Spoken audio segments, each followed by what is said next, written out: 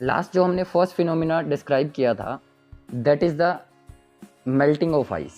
जो अभी हमने लास्ट डिस्कस किया था अपनी क्लास में वो ये था कि जब हम आइस को मेल्ट करते हैं तो वो चेंज हो जाता है किसके अंदर, एक लिक्विड के अंदर, दैट इज़ द वाटर, और distance between the particles of ice is very compacted. यहाँ पर जो स्पेस होता है वो बहुत कम होता है, उनके बीच में फोर्स ऑफ अट्रैक्शन बहुत ज़्यादा होता है as compare to water molecules. Similarly जब हमने वाटर के मॉलिक्यूल्स को गर्म किया था, बॉईल किया था, तो बॉइलिंग वाटर हमें मिला था और वेपर्स हमें यहाँ से मिली थी। तो बेसिकली ये जो वेपर्स हैं उन वेपर्स को हमने नाम दिया था स्टीम का, और ये वाला जो फिनोमिना है ये कहलाया था बॉइलिंग का फिनोमिना। तो अभी हमें करना क्या है, इनकी बारी बारी से एप्लीकेशंस देखनी है, इनके डेफिनेशंस को हमें डिफाइन करना है। Now I am changing my slide. First is melting. The first phenomena is known as melting.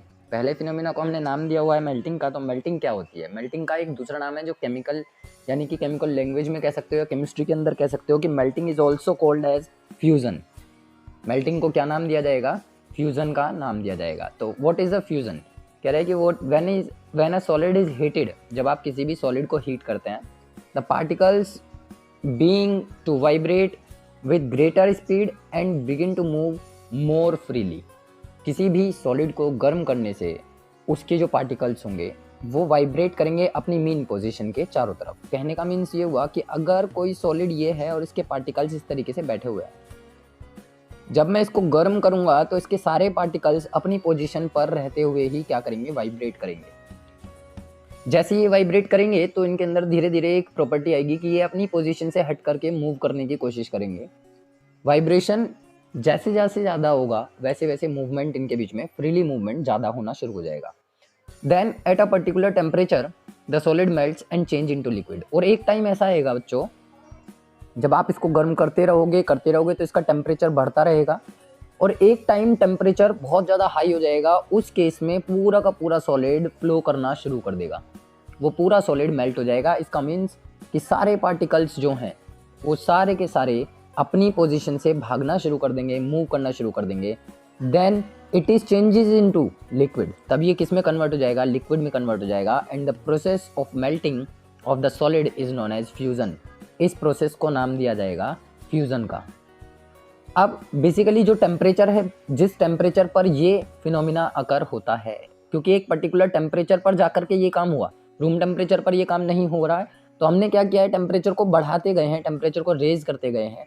तो एट दैट टेम्परेचर, यानी कि that temperature at which any solid melts is known as melting point. The second definition is the temperature at which a solid melts is called its melting point.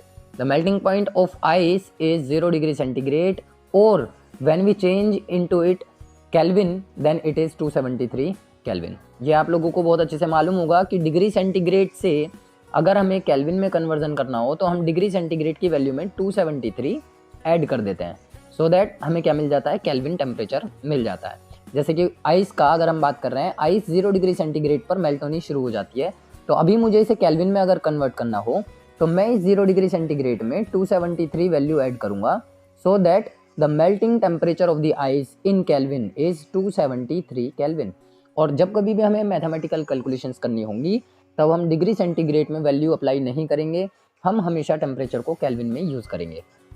तो first definition is fusion और melting, and the second definition is melting point, जो आप लोगों को बहुत अच्छे से ध्यान करनी है, याद करनी है, क्योंकि एग्जामिनेशन में ये दोनों डेफिनेशंस पूछी जाती हैं। नेक्स्ट इसमें एक इंटरनल प्रॉपर्टी होती है। हर सब्सटेंस की अपनी एक क्या होती है? Internal property. उस इंटरनल प्रॉपर्टी में यहाँ पर एक नाम है latent heat of fusion. Most important definition of this chapter, latent heat of fusion, the amount of heat energy required to change 1 kg of a solid into liquid at atmospheric pressure at its melting point is called as latent heat of fusion. आप एक example समझ करके चलिए। मान लीजिए मेरे पास ये कोई एक सॉलिड है जिसका वेट है 1 kg। ये मैंने 1 kg कोई सॉलिड कंसीडर किया हुआ है।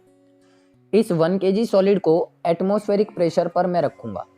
एटमॉस्फेरिक प्रेशर मतलब जो एनटीपी का प्रेशर होता है, नॉर्मल टेम्परेचर प्रेशर, यानी कि जिस प्रेशर के अंडर अभी हम लोग बैठे हुए हैं, जो हमारा एनवायरमेंटल प्रेशर है, उसकी हमने बात करी है।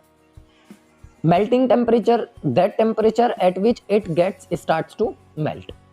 जिस टेम्परेचर पर ये मेल्ट होना शुरू होगा अगर उस टेम्परेचर पर 1 kg ऑफ सॉलिड को एटमॉस्फेरिक प्रेशर के अंडर रख करके मेल्ट किया जाए, वहां पे एक अमाउंट ऑफ हीट एनर्जी हमें चाहिए होगी, क्योंकि मेल्ट कराने के लिए आप इसको क्या प्रोवाइड कराएंगे, हीट प्रोवाइड कराएंगे।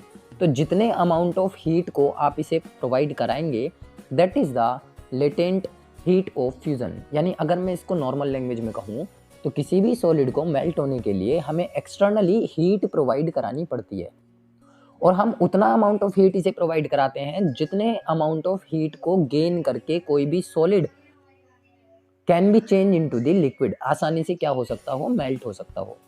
तो वो छुपी हुई प्रॉपर्टी है हर सॉलिड की।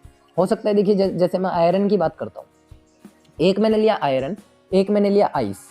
तो आइस रूम टेम्परेचर पर ही बहुत इजीली मेल्ट हो जाएगा, लेकिन आयरन रूम टेम्परेचर पर मेल्ट नहीं होगा।